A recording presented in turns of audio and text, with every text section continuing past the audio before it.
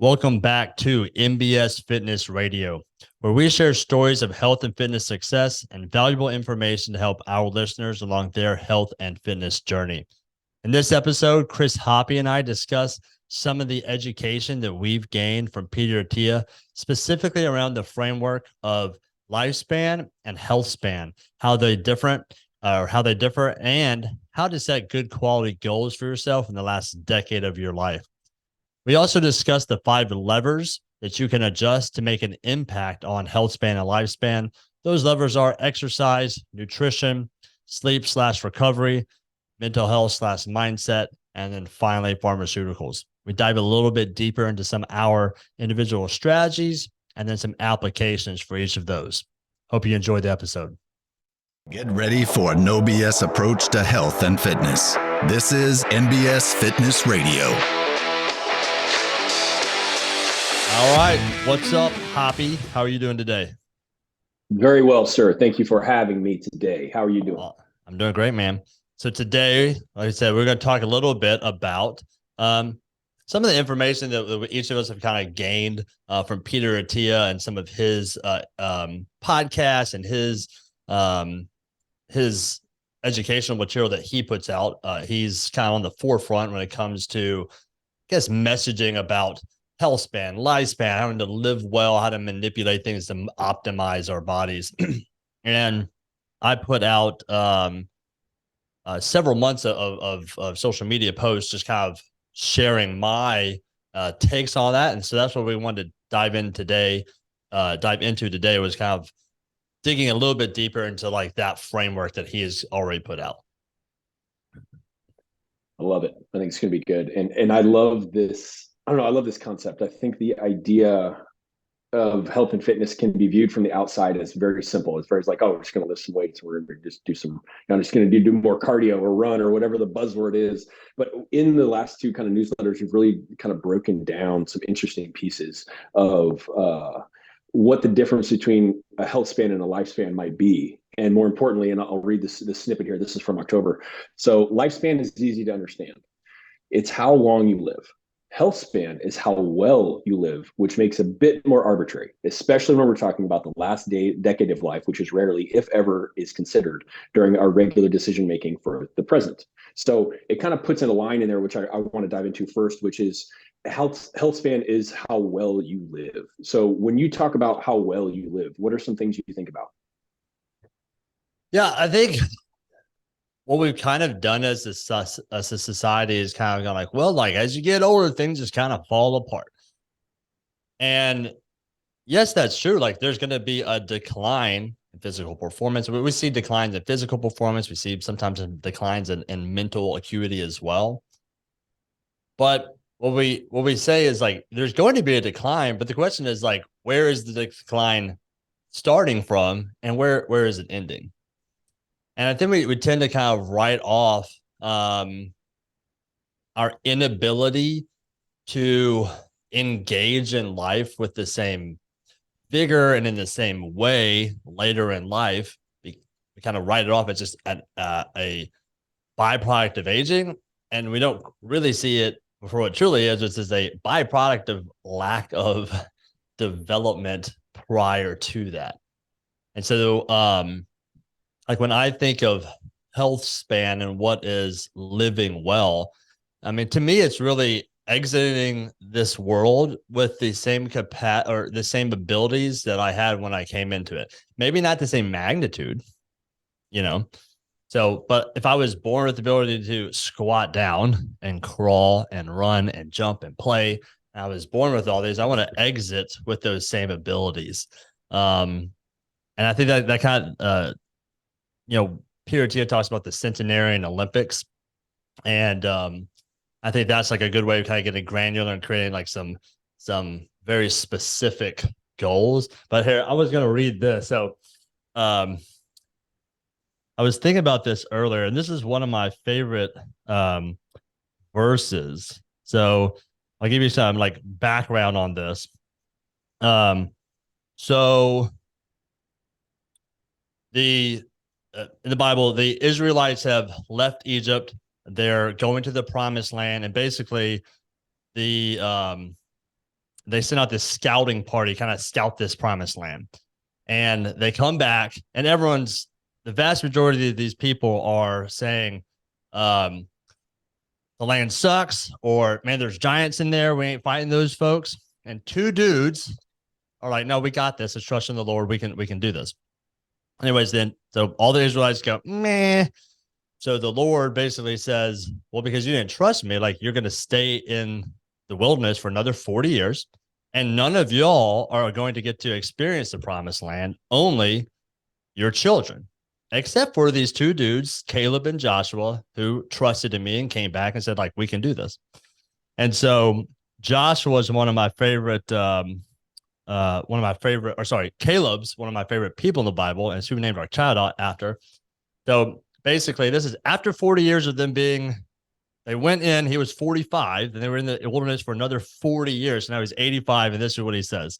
And now, behold, the Lord has kept me alive, just as he said, these 45 years since the time that the Lord spoke this word to Moses, while Israel walked in the wilderness. And now, behold, I am this day 85 years old, and I am still as strong today as I was in the day that Moses sent me. My strength now is as my strength was then for war and for going and coming. So basically, he's like, his statement is, at 85, I feel as good as I did when I was 40. Like, I'm ready to rock and roll and kick butt. So, like, to me, I'm like, that's a perfect example of what it looks like to live well. It's at 85, be like, man, I'm still got life left in me. Yeah, no, I love that. I love that. And it's so funny you bring that up because I was kind of working on like, man, what would I say is like living well? Like, what does it even mean to me? And then the statement I came up with was, I don't want my lack of attention to my physical being to distract from my spiritual capacity as I get older. So if I'm drawn or driven to something that's pulling me in my life and my family and my work, whatever that comes across in anybody's life, like I don't want my physical being or some variable that I can control to limit the ability for my spirit, whatever you believe in, to show itself up in your life. It's really a life limiting thing that we can control. And I think that's the cool part that you kind of touched on, was some of those levers that we can really pull on and be like, hey, look, like we don't know what's coming. We have no idea. We really don't. We can put some ideas out there as far as what we want to do, which is, I think, is what's cool. But in the bottom line, we really don't know.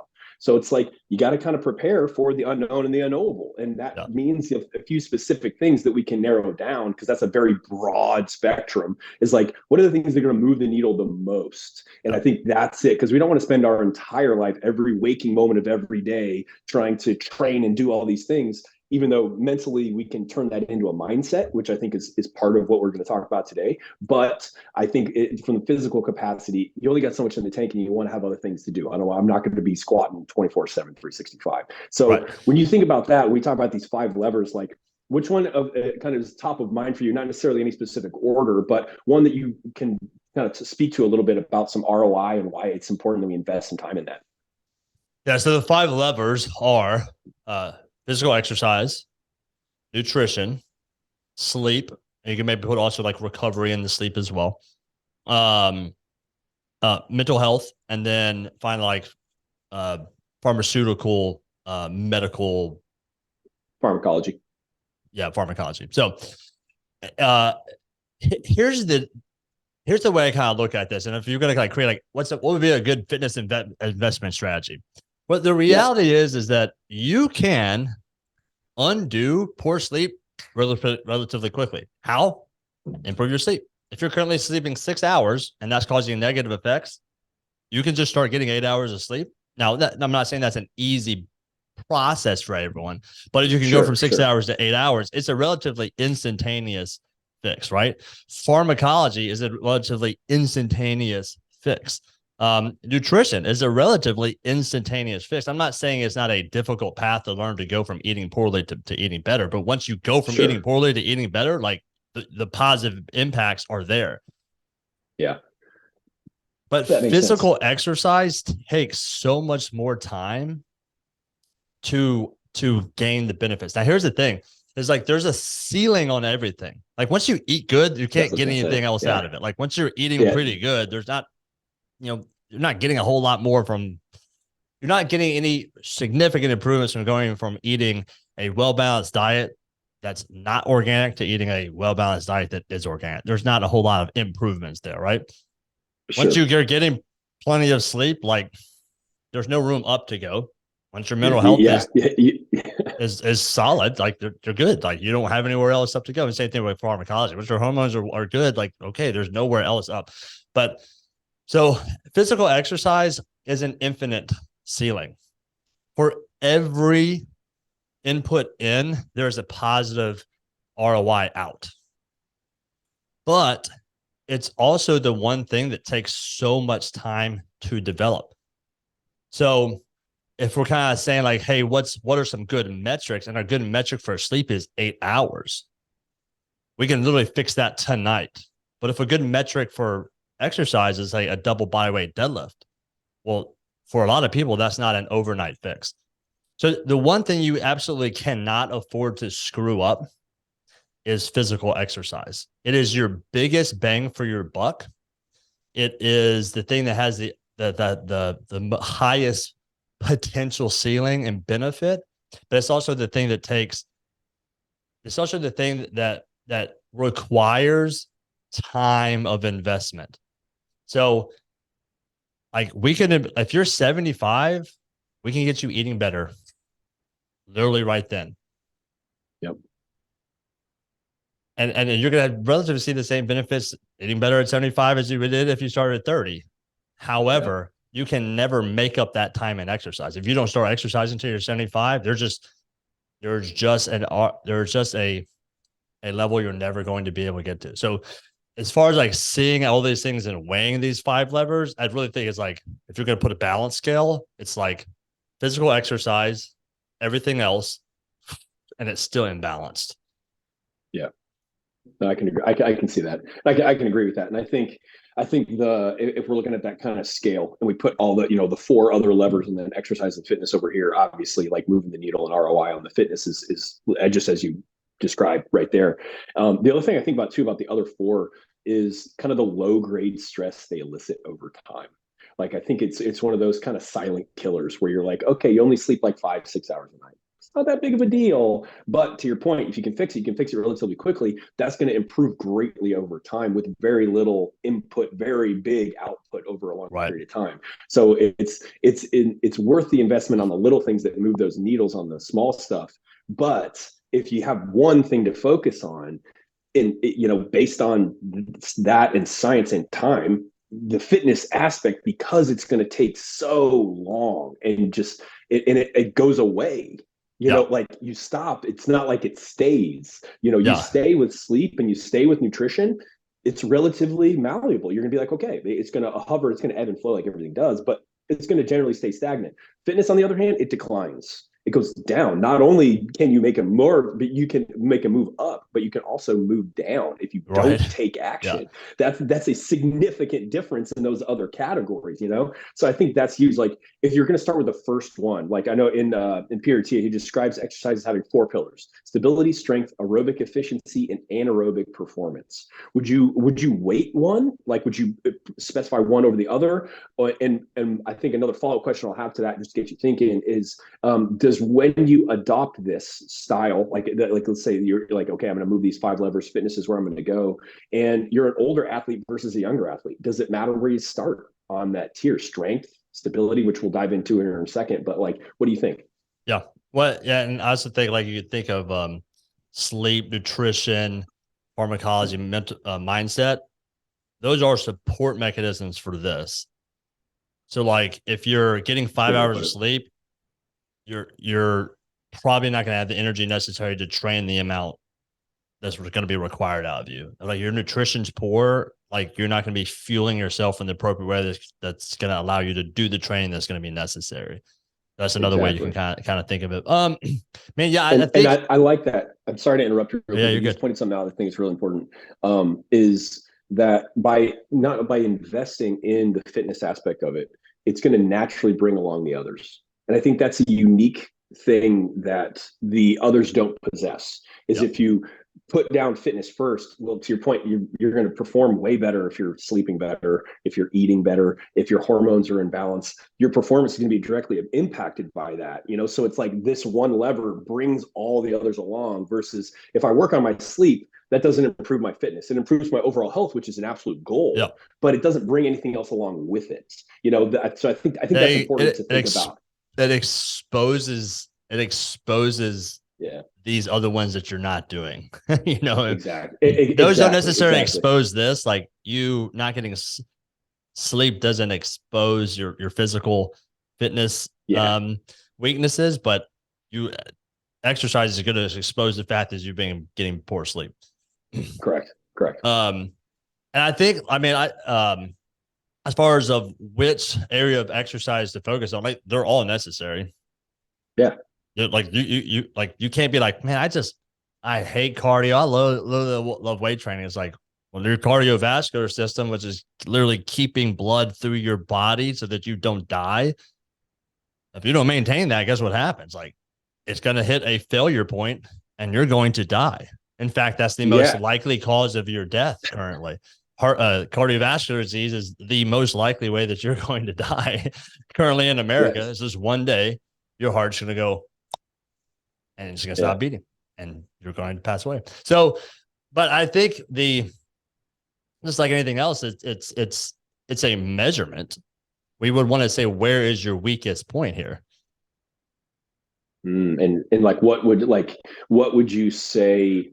So I guess you're saying it would be like an overall idea of like looking at these four pillars kind of in quadrants and saying like, okay, like I have stability, I have my strength, I have my aerobic efficiency, and I have my anaerobic performance. I have these out there. It's basically we want to attack the one because it's going to take a long time. We Yep. want to attack all of them in a holistic approach. However, if we had to put importance on one, it would be the one of the four which we are lacking the most. And that's, the simplest, most straightforward approach. Like we're going to attack all four. However, if I have an opportunity to invest more time, it's going to be in this one because I'm severely lacking and I need to get that up. Does that make sense? Exactly. So, and we can do this by kind of analyzing some performance metrics, or kind of just analyzing some physical activity that you may be doing. So we can sit there and like test strength, we can test aerobic, we can test stability, so on and so forth. Or we could ask, like, for example, if someone was like in their 70s, 80s, like, okay, well, what kind of activities do you struggle with? Like, if you get off the ground, how many points of contact do you need to get up? Or how efficiently can you get up off the ground? Or do you have any concerns that if you fell on the ground, you would be able to get back up? Or can you lift your, and like Peter Attia will have he's got like his Centenary Olympics. So this is kind of where we can kind of structure your goals later in life and see like, well, if this is where you want to be and this is where you are now, like what do we need to get there? So it might say like, how old are your grandkids right now? And how old will they be in 10 years? Like, do you want to be able to pick them up? Or like, you think would you like to be alive when you have great grandkids? And the answer is yes. Like, would you like to be able to pick them up? Okay, well, about how old would they be? They'd be 5 years old. How much does the average 5-year-old weigh? 50 pounds. Well, you need to be able to pick up 50 pounds. Can you currently pick up 50 pounds? Yeah, but it's a struggle. And I don't know if and in 15 years, if we can assume you're going to have like a 5% decline, then you won't be able to pick up 5 to 10% decline. You won't be able to pick up 50 pounds. So that's an area we need to focus on. Can you, and it gives you, could you walk a mile? Or could you walk well, 3 miles? Could you like, if travel something is important to you, is like, could you spend all day in Paris going on a tour? Could you walk for 4 hours straight in Paris going on a tour without needing support? So like a walker, a cane, a wheelchair, or a brake? Well, the answer's like, that's what you want to do. Can you do that now? Is it a struggle? Well, we've got a gap we've got to address here. And this brings up something for me that I'm interested to get your take on. And I think, and I don't know that the language that I'm using here is appropriate to describe what it is, but I think you'll get the general idea and we can discuss from there. But the difference between working out and training. Yeah.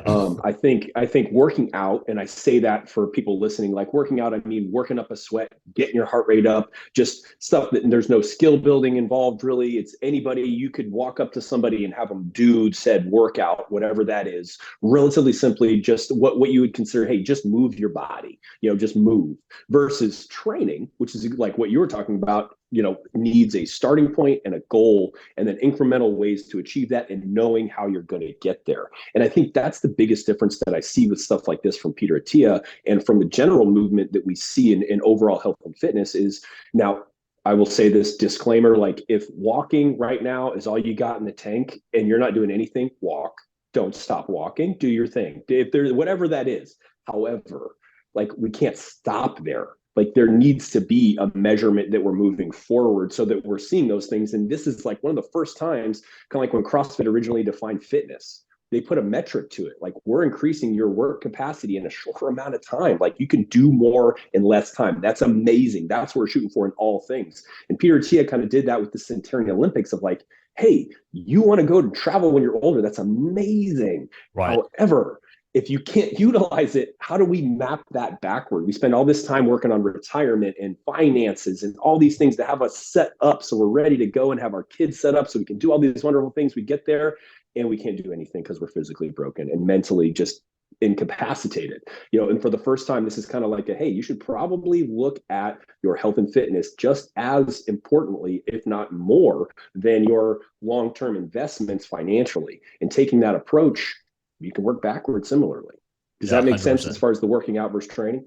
100%. Yeah, I call it exercise versus training. And so the difference is this: is That's that a good call. training is planned and purposeful. Oh, sorry, planned, purposeful, and progressive. In other words, I like have that. a specific goal I'm trying to work towards.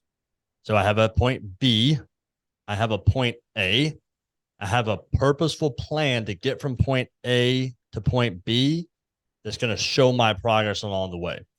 And so, I mean, I've made the statement. It is made to be a little bit, aggressive, but I say exercise is completely pointless. Yeah, I know what you mean. And I don't say like, if we're on this path and training's here and you're right here, which is currently doing nothing, then any point, the next point, if that's exercise, just doing something, just move in the right direction.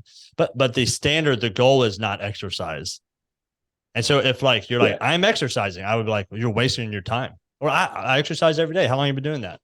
10 years. Cool. You wasted 10 years of your life just exercising, because the reality is what's your exercise? If you're saying my exercise, I exercise every day, you go, well, I walk. I go for a 30-minute walk every single day. That's great.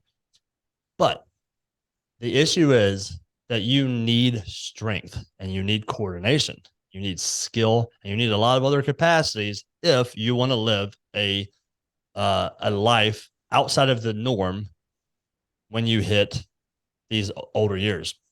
And you haven't been developing what's necessary to be able to live that life. So even though you've been walking every day, you will suffer the same consequences as someone who's never exercised in the realm of strength. If you love strength training, you think cardiovascular, you just think cardio is completely stupid. It's like you're going to suffer the same consequences, maybe not exactly, but your cardiovascular system is going to suffer the consequences of having not done any cardio, which is the same consequences of someone who's never exercised. So, and you go ahead. We're just saying, so like, ultimately, when I say like exercise is pointless, the point is like, it's not moving you forward in that direction. And unfortunately, we've had enough time occur over that we can't get that time back. So I think that's the stress I place behind the message is like, you don't get this time back. Like if you're not doing it now, you must start doing it now and start implementing training. Because if you're just going through the motions and kind of checking the boxes, saying I'm exercising 100%, way better than not doing anything, and you're going to see positive benefits. But you're probably going to be let down when ultimately your body starts breaking down and you're not able to do things that you thought you'd be able to do. Because like I was exercising, like well, you were, but you weren't training. And I think the thing that it comes back to me is like understanding the definition, like having the goal. Like a lot of people don't connect that and work toward that. You know, you don't start with like, hey, what's your goal? You know, like for me, I ebb and flow between exercising and training. But I know that and it's intentional. I like some of my recreation is exercising. I Yeah. love to go sweat and move with people. It's how I communicate, I connect, and it's a lot of fun. But I also have training time, and for me they're separate. Sometimes they're intermixed and things like that, so it's like exercising is fine, but I think the problem comes in if you think exercise is enough to get you where you want to go. And as Pierre, as you said earlier on in the article here, let me read it again because this really kind of struck home. Was let's see, Healthspan is how well you live, which makes it a bit more arbitrary, especially when talking about the last decade of life, which rarely, if ever, is considered during our regular decision making for the present. We very rarely take the future into consideration. We're just like, oh, I want to, move. I need to lose some weight. Like, here's what I want to do. This is the best choice. Like, I'm just going to exercise because they said it was cool, without thinking forward of what you want to get out of your exercise long term. To your point, exactly, you have wasted a lot of time exercising when you were thinking you were training. And I Yeah. think that's the biggest thing that breaks my heart, is when somebody's been exercising for years and then they get a diagnosis that something is just like that they could have solved, Yep. something that they could have done, and then they throw exercise out. Well, I exercised forever and it didn't work. The exercise wasn't the problem. Yep. You weren't training. You didn't set a goal. You didn't have any guidance. Like there wasn't any metrics to measure how you get there. Yeah. So that becomes that issue, which is, Yeah. I don't know, And like, I rough. think, so you can think of it kind of like this. It's like, you got activity, exercise, training, right? When you're training appropriately, you're going to build a foundation that allows you to participate in activity and exercise almost limitless. So meaning, like, if you're going and walking every day, that's great. If someone who's been training appropriately, walking is going to be something they're always going to be able to have. But if you've been walking every day and then we decided we're going to go rock climbing, you are not going to have that capacity because you haven't been training for it. So, like, I think people confuse like activity, like I garden. I'm like, great. If gardening or like I clean my house or I mow the lawn, I was like, that's activity. Like, you understand, like, you're, as a human being, like, we were made to participate in activity all day long. Like, like, Yeah. we weren't made to sit in chairs and watch screens all day. We were made to do activity all day long. So like your standard of like, if activity is in any way, shape, or form like difficult for you, that should be a quick indication. You're going like, you're making that your check.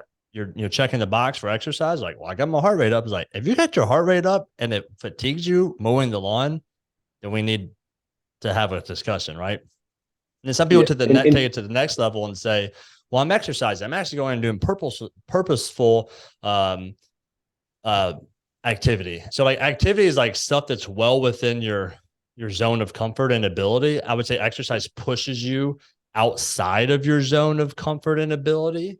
And then training is purposeful exercise, right? And so that's kind of how you can kind of distinguish it. So if you're doing purposeful exercise, then all the activity is within your abilities. So like um when we went to the mountains or on our vacation a couple of weeks ago, it was like we went and hiked 3 to 5 hours like every single day. And like Yeah. the reason we were able to do that is like I don't hike on a daily basis, but because I train on a daily basis, hiking was well within the abilities and wasn't even exercise. It was just activity. It was easy activity, that was well within our abilities and never pushed us outside of that. And so that's one way you can kind of think of like the different things, activities that you're doing is activity isn't pushing you. Exercise is, but it's not really structured. And then training is the ultimate goal to get to because it allows you to do everything underneath it. And the other thing I think that people like, and we've talked about this before, is that like when you kind of come to the realization that there's Like the average age of retirement, 67, 68. The average age of death is like 78. So you're really preparing for like 11 years of freedom. Yeah. And because that is the norm, most of the education, the suggestions, the advice you're going to get is based off like this normal life. So from a financial standpoint, from a priority standpoint, from a structuring your life standpoint, like that's typically the advice that people are getting and they understand and all that kind of stuff. But like what we're realizing now is like this is the first time in history where there's going to be people who are born from the time they were born to the time that they die, they will have had an understanding of like optimizing their health. They have been they would have had the opportunity and the education to put appropriate food into their body beyond just what was available. They will have the opportunity to train literally and develop for their entire lives. They'll have the benefits of medical knowledge. This is like the first time in history. We didn't have this in the 50s and the 60s. It's only here recently coming out. And so what you're seeing is the average age of death, like kind of chipping backwards. You're seeing like the lifespan decreasing.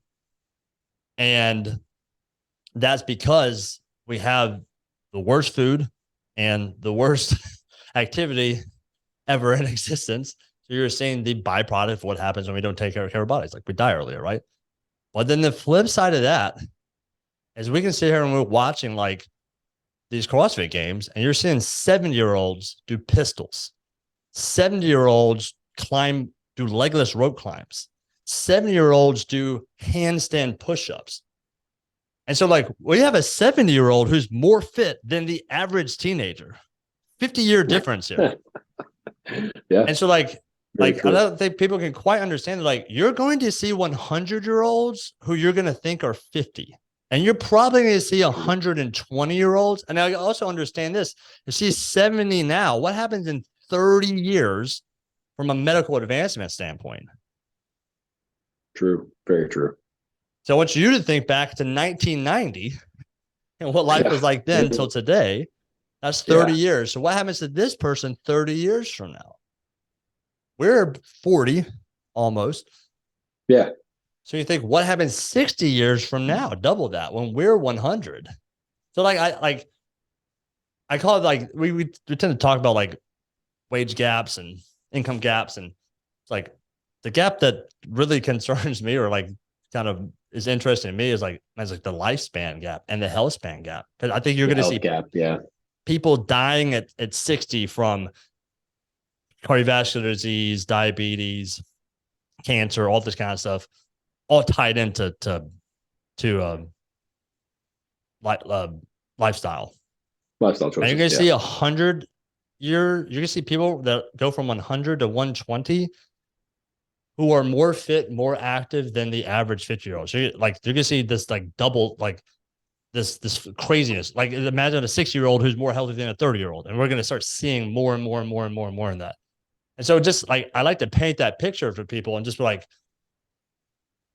it makes me like really push back against like almost all the advice I get from people who are older than me that don't share my same values. Yeah. Like I mean, and people I get like financial advice or whatever, and I'll be like, hey, I understand where you're coming from, but like you're probably gonna die at 80. Yeah. Yeah, I got a little more time. I'm going to have an extra 20 years, probably more, or maybe 40, more than likely. And you're 80 you're at 80, you're 75 to 80, you're going to be in medical care. So just extend your life from 75 to 80. Yeah. And so like, if someone's giving me advice where I'm not going to like kind of generally see that that's where their life is going, I'm like, I don't know if that's good advice. I know you're older than me and supposed to be wiser than me, but like, it's, as far as I can tell, our lives are a completely different trajectory. So I'm not going to take that advice.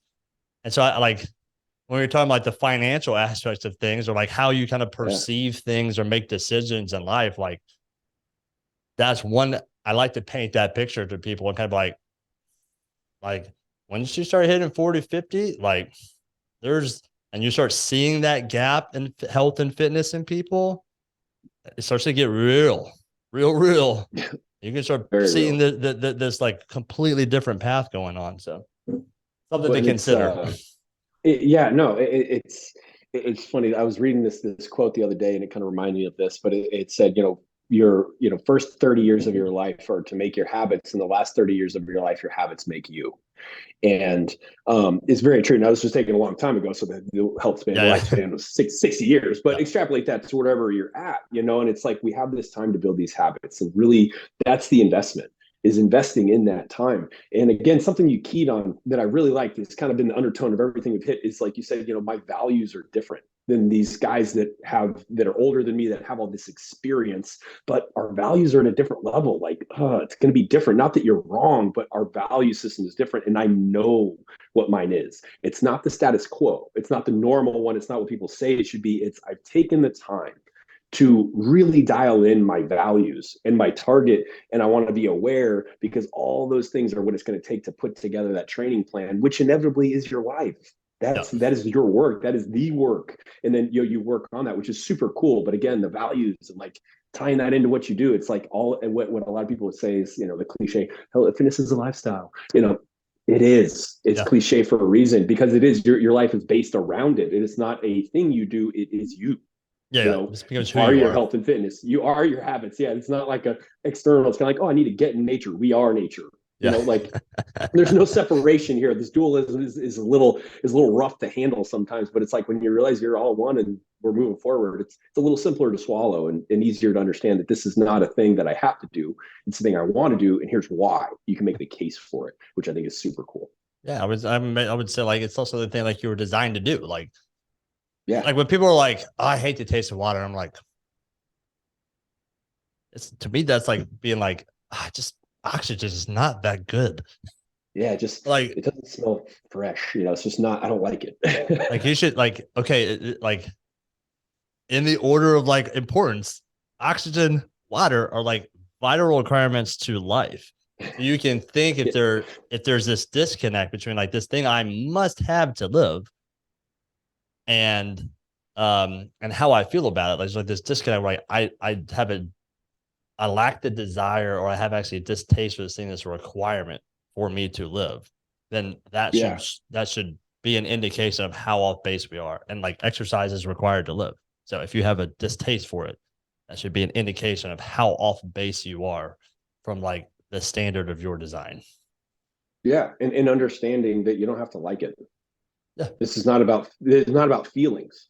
They exist and they're real, but like this has nothing. Like I don't always feel like training. I don't always feel like making the right nutritional choice. I don't always feel like those things. But because I've taken the time to understand the importance and the how it levels up in my life, I know they're the decisions I need to make. And Yeah. some days I love training and I love exercising and I love activity. Other days I want to sit on the couch and eat a pizza, and then that's it, and cry myself to sleep about how I'm getting 3 hours of sleep. Some days I want that, and some days I do that. But for the most part, it's not necessarily about the feelings. Like there's never going to be that time where like I feel like it's right. It's like you may have that, but if you're waiting for that, get off your ass. Like Yeah. go find it, Yeah. seek it, like you take some action on it. Like it's not going to come smack you in the face. Every now and then it will, but for the most part, we gotta seek out what we want. Yeah. Well, you're just exchanging like present day satisfaction for long term Yeah. improvements. And that's like ultimately right now, what would make me happy would to not do this. But I know ultimately that will not.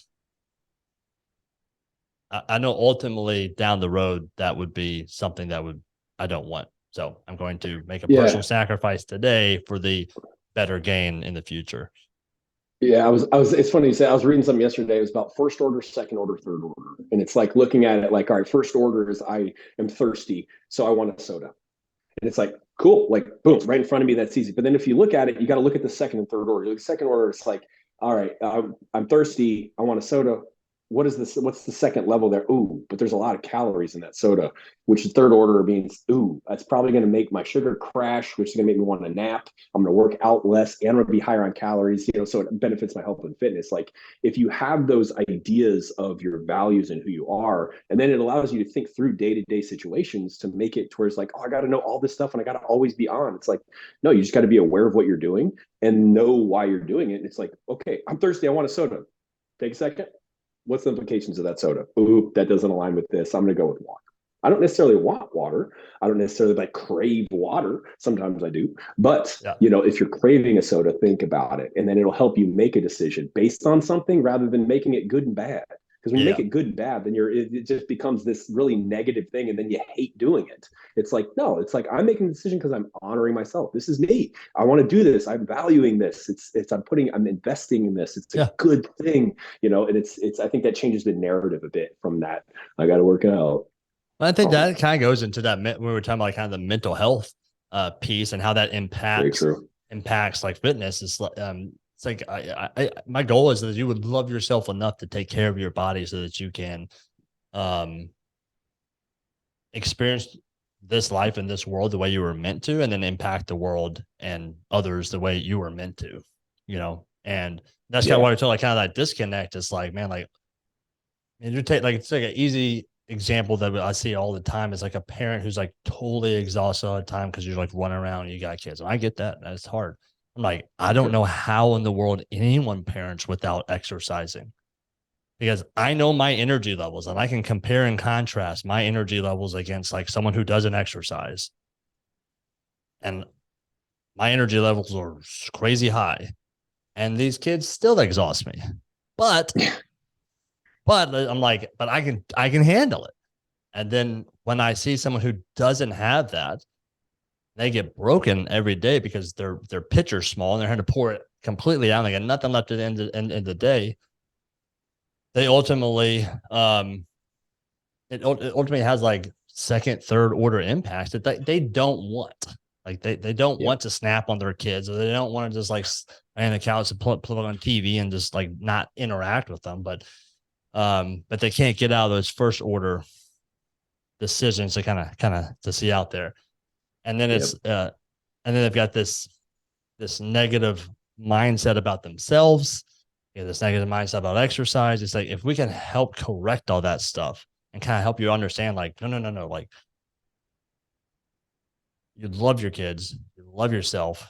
This is a powerful why to start engaging in these activities so that you can be the best version of yourself in all of these. It's not going to be easy, but it's worth doing.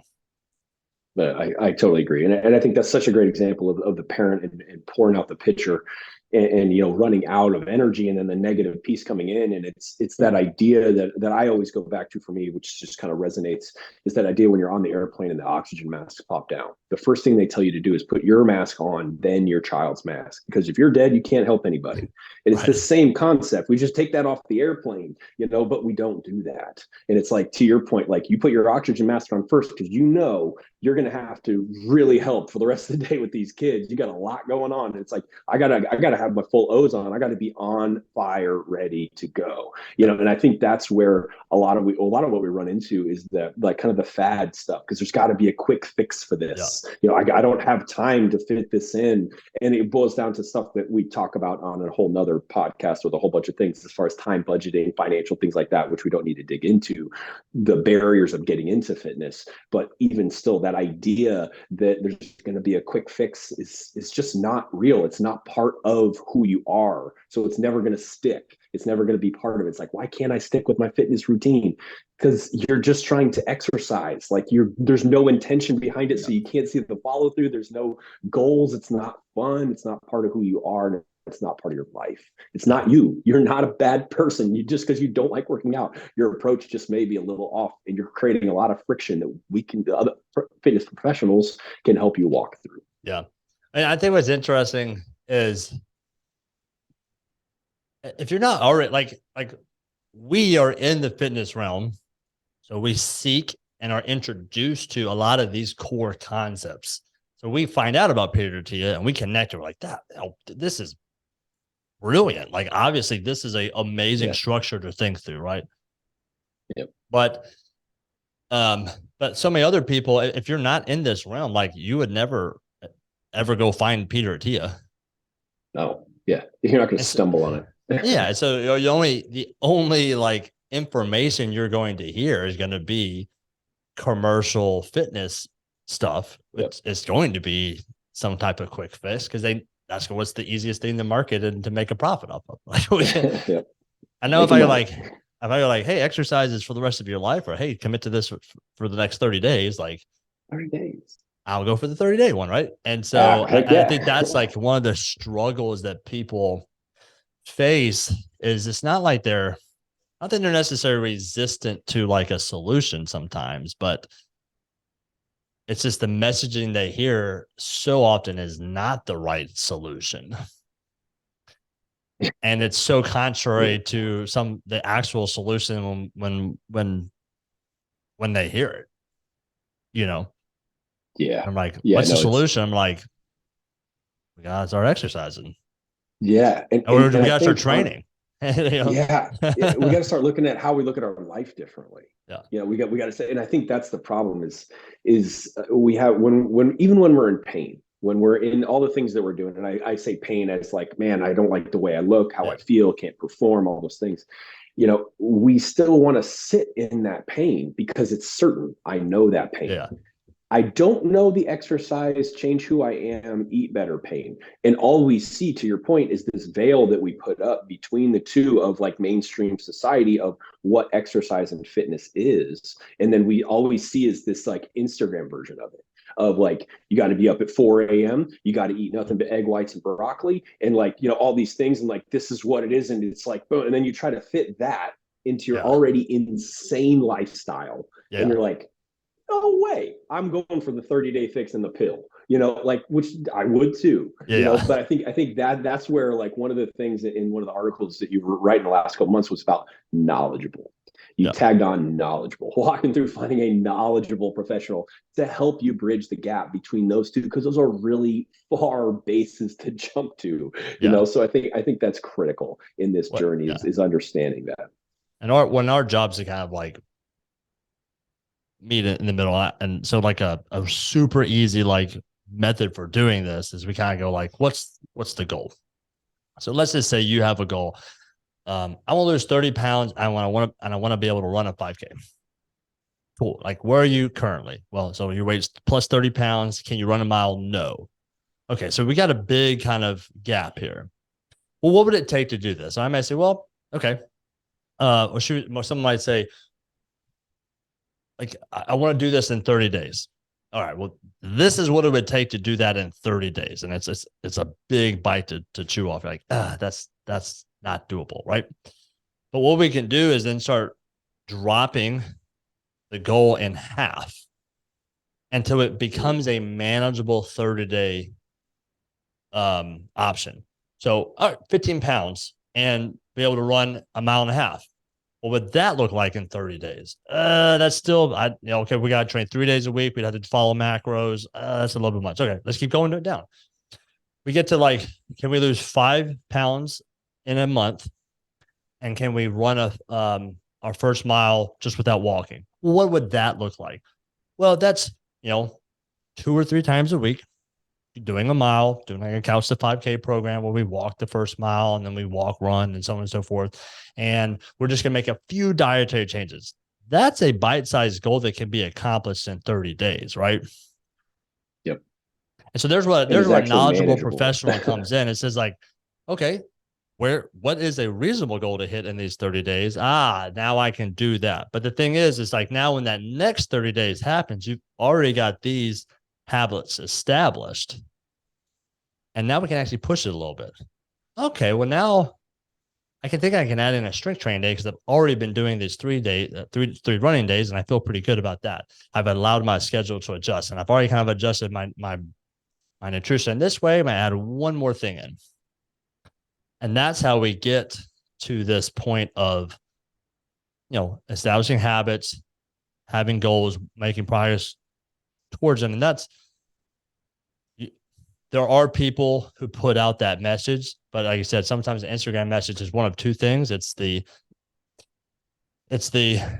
do these 20 things, wake up at 4 a.m. And I'm guilty of, well, as fitness professionals, we're Yeah, guilty of it because, like, well, I've had sure. 35 years or 36 years to, however old I'm at, 37 years to put all this Yeah, stuff in. Or you yeah. get like the kissy face butt thing with like a 30-day wrap fix, that kind of stuff. Yeah. So, Yeah. No, it's so great. It's the overnight success, kind of like the same deal. Like you don't see the 30 years somebody put into an overnight success. Like, yeah, you post a lot of things about a lot of the practices that you do, a lot of which on here in very extreme and wide ranges, but you've also been training for 2 decades yeah, plus. You've got some practice. And I think that's for me, that's a huge takeaway is that a lot of people don't realize that it's like, you got to build into this. Like, yeah, it's not going to be you want to train like Rocky day one because you're super motivated, but a fitness professional will help you understand that one of the biggest metrics, if not the metric, and correct me if I'm wrong, when we're starting, is consistency. It doesn't, I don't care what you're doing, particularly in the training sphere versus training versus exercise. But if we're training, I don't care like really what the metric is per se in that first 30 days. It's more of, can we hit the same thing 30 days in a row and get consistent at that? Then to your point, we built a decent foundation. Now we can start bumping up and start really building off that foundation, So it's like missing the fact that, oh man, I didn't lose 30 pounds, but you were in here and you trained every single time that we had something set up for 30 days and you had never done that before. That is the foundation that you started 2 decades ago, that we're starting, yeah, or our clients and athletes are starting now, which is, it's so hard to wrap your head around because you see everybody around you, but it's really blinders on, looking at your why and then having everybody around you to support you on that journey, which is the fun part. yeah, 100%. And you can almost look at it like you're going to climb a mountain, right? There's a Yeah. set number of steps it's going to take to get up that mountain. If you try to run up the mountain fast, probably going to get tired, burn out, start losing oxygen, and you're going to have to Yeah. come back down that mountain and start over. So it's No, better to just it's so say, true. like, how many times do you want to go up and down this mountain before you get to the top? Yeah. For some of you guys, it's been 20 years. Why don't we just focus on taking one very small step at a time, letting ourselves adjust, not getting out too far in front of ourselves. And then if we do that consistently, we're going to be at the top of that mountain. And ultimately, that's I a love faster path than going back up and down the mountain 10 times.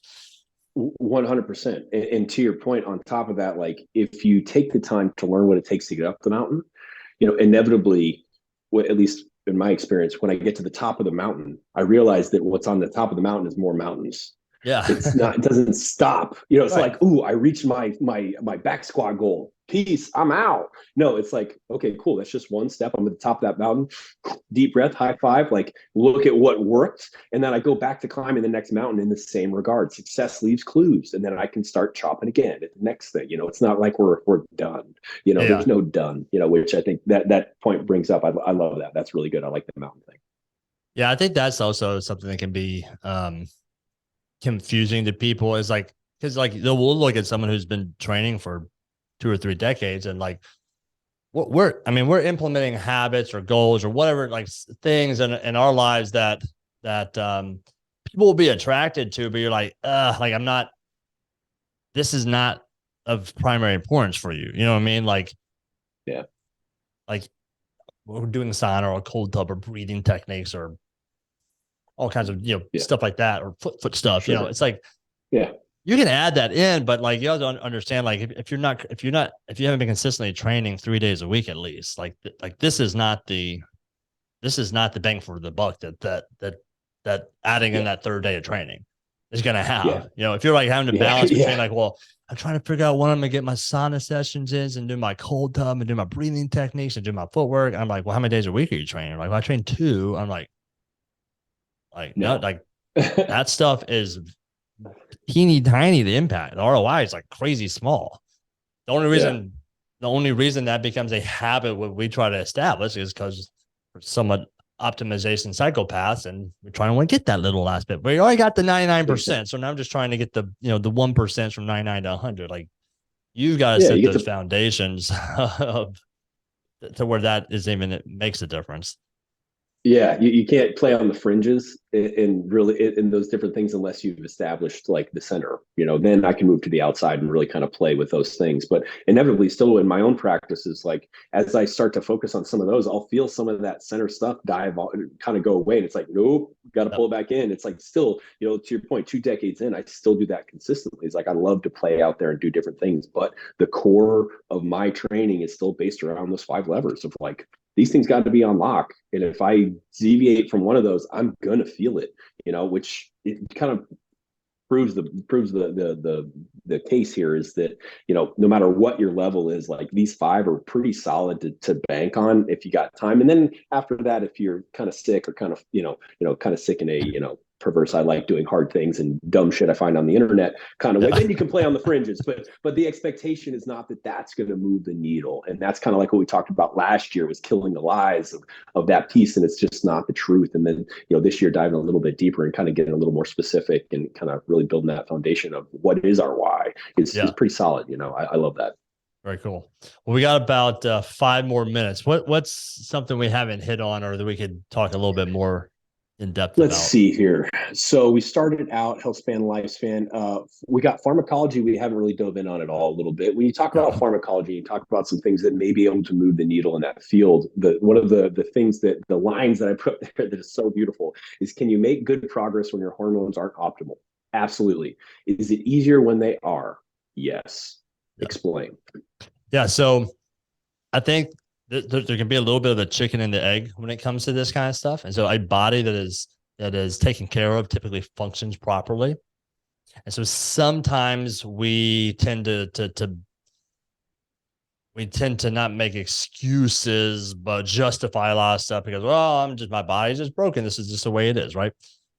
And I think pharmacology, one, I am not a doctor. And so, like, really, you need to find a doctor who focuses on health optimization, which is going to be a little bit on the fringes of like the traditional healthcare system. But I would say is like sometimes people will go and get blood work done, and they're looking for issues. And if you look for issues, guess what? You're going to find issues. You're going to find that your body is somewhat off baseline somewhere. Sure. So I always suggest to people, I'm like, establish these habits first. Start exercising 3 days, or start training 3 days a week consistently. Get a healthy nutrition plan that optimizes you stay on consistently. Start getting quality sleep. From a mindset standpoint, like make sure you're actually managing your stress well and have a plan on how to do that. And then after 6 months of doing that consistently, go get your blood work done and see if something's off or could be improved. And if that's the case, you've already got the foundational stuff set. You've already got your fire going. You're just gonna pour a little gasoline onto that joker. You know what I mean? Yeah. And oh gosh, like so I've seen it happen many times in the past where someone like, man, Dave, I'm coming in here, I'm eating right, I'm sleeping good, I'm doing all this stuff, and like my body is not changing. And I'm like, okay, well, let's go get some blood work done. Yep, turns out your testosterone was off a bit. And then as soon as they go to the testosterone, it's like bam, bam, bam, bam, bam, bam, bam. It's just like, oh, crazy. Yeah, that was the missing piece, right? Yeah. But if we don't have those things established, and then we go and get the hormones taken care of, we're pouring gasoline on a fire that's not lit, and nothing happens. Nothing changes. It's gonna get yeah. No, Um, that's a great way. yeah, and I think you can think about it from like there's a hormonal aspect of it. There's also an aspect of example being if you are if you've lived a relatively unhealthy life and you've gotten yourself to the point where you have type 2 diabetes, or even maybe uncontrolled type 2 diabetes, like things like metformin can be a powerful pharmaceutical option that that helps mitigate the negative consequences of your poor lifestyle choices, that can help Gotcha. you from having more negative health impacts as you travel down the road of addressing this stuff. But people listening to this podcast probably understand this, but like the average or many Americans do not think of that way. They go, "Oh, Yeah. I got diabetes. You give me metformin. Oh, I got bad sleep. You give me Ambien. Oh, I got this issue. You give me this." And you just keep fixing my issues that I am causing within myself with pharmaceutical drugs. And it ultimately is just trying to like patch a ship that's sinking. You know, it's trying to patch the Titanic as Yeah. it's going down. It's like, Yeah. you Like know, it's there's not only gonna so work. much these drugs can do. Like ultimately, if you're living in a way that's gonna kill you, it's gonna kill you. But um, so I would And I say would like from a say, go ahead. and correct me if I'm wrong, but I'm going to lump this in because I think anybody listening is going to be, it takes some form of what we call supplements. Yeah. That supplements are lumped in with pharmacology, Yes. meaning Yeah. like it's like great. Like if you're eating, a pizza and this and that during the day, I'm sorry, but a whey protein shake after your workout is a waste of money. Like it's not going to do anything. Same thing with like a fat burner or anything like Yeah. that. Like there may be some validity to supplements, and there are great supplements out there, but they are just that in the term is supplement. They're supplementing an already good established health and fitness, nutritionally based routine. And that's exactly what you're saying regarding even this kind of higher level of pharmacology is like if Bingo. your lifestyle is not in point and you don't have these things lined up, you are flushing your money down the toilet or putting something in your body that could have an adverse effect that you don't need because you're just not addressing the problem, which is your habits. And it sucks. None of us want to hear that we have bad habits, but we all do. And that's really what we're fighting. And that's why it's so important to do it together, is because it can be so overwhelming and it's so all encompassing. But we all have crappy habits. We're all trying to get better. And that's the one thing that we have in common is that we're not all great at it yet, which is why we're still here and we're going Yeah. to still work on it with each other, which I think is pretty cool. Yeah. 100%. That's where we go and kind of talk about like there's not a ceiling on a lot of this stuff. It's like it's No, just once as you keep moving up, there's another mountain to keep climbing. So let's go. Yeah. Yeah. And you want we've it to all been be. climbing mountains for different times, and we're on different mountains, but we're all still climbing mountains. Um, Yeah. the last thing I'd say about the pharmacology aspect is that like it, you need to partner.